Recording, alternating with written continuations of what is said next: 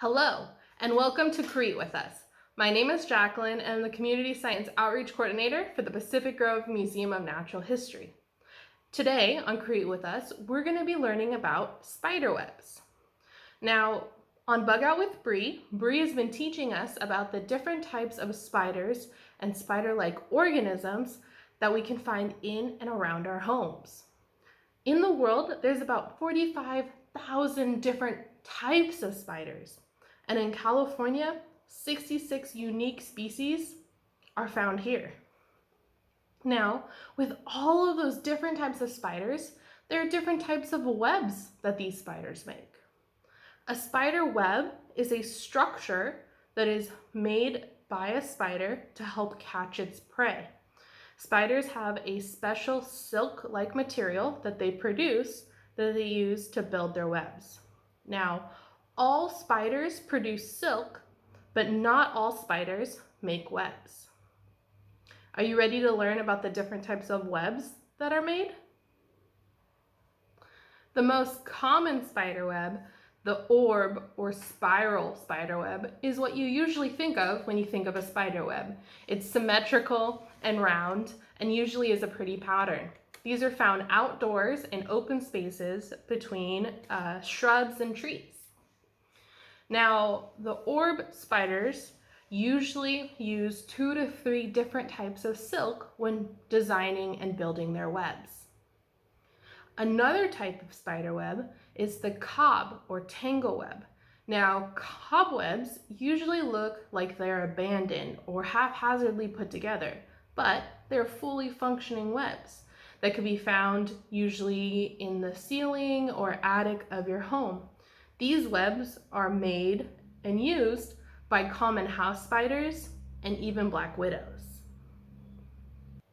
Sheet webs, which are a pretty cool type of web, are hammock shaped and they have a couple lines of spider silk going across above them so that when an insect that is flying by runs into the thin lines, they fall into the hammock of spider web below. That's pretty cool. Another really cool type of web is the funnel web. The funnel web is used outside near the ground and is usually built between rocks or heavy foliage. The funnel web looks like a funnel or a cave made out of spider silk. And at the end of the funnel, the spider waits for its prey to get caught in its web.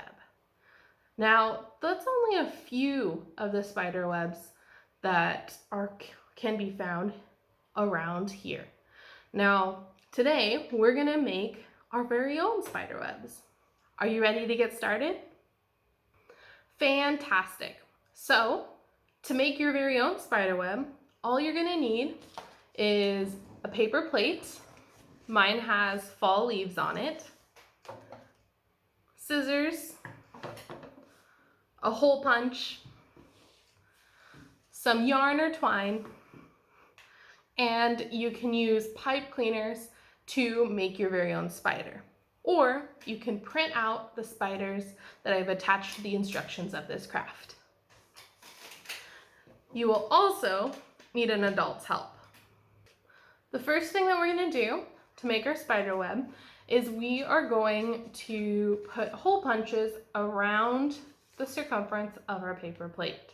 Cutting out the center of our paper plate is also optional. Great.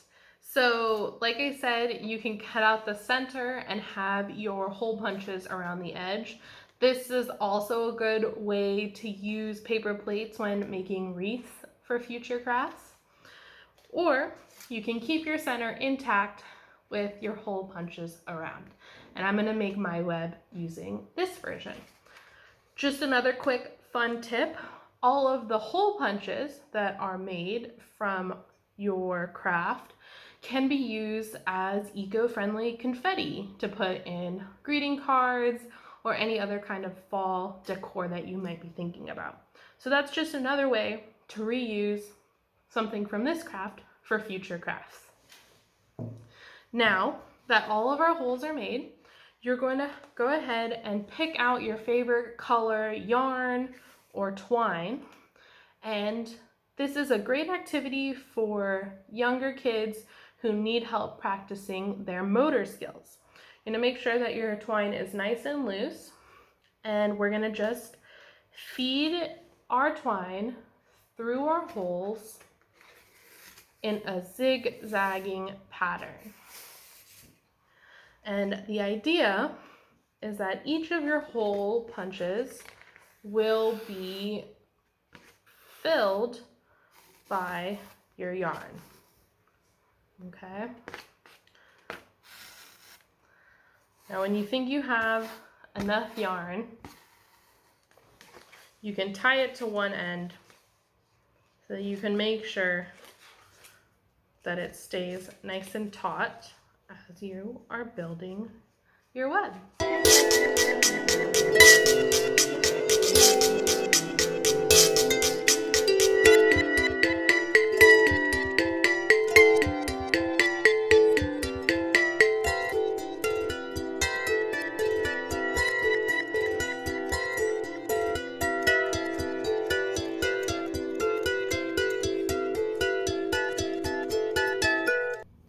So, like I said, weaving your yarn or your string through the various hole punches around your paper plate is a great way to help young ones work on their motor skills. You can also challenge your kids, students, to weave their yarn or string under and over other parts of their web as they're crisscrossing back and forth. Now, once you have reached the final hole punch of your web, you can help your child tie a knot so that it doesn't come undone, and even put in a little loop so that it can be hung on the wall or even on your fridge magnet or anywhere that you would like to showcase this spider web. Maybe even in a window for Halloween decorations. Just like that. Now, if you have pipe cleaners, you can use pipe cleaners to make yourself a little spider. So as you can see, this spider I made up, it has a pink body, but it does have those 8 legs, which is a characteristic of spiders. And I had some extra pipe cleaner, and I made 2 little flies that I can add into my web. Just like this. Now, my spider that has worked so very hard on this web now has breakfast and lunch. Thank you so much for joining me on this week's Create With Us. I hope that you enjoyed this spiderweb craft, and I can't wait to see what you make. Now be sure to keep tuning in to our Museum to You content. We're creating a video every Thursday at 10 a.m. All right, have a wonderful day. Bye.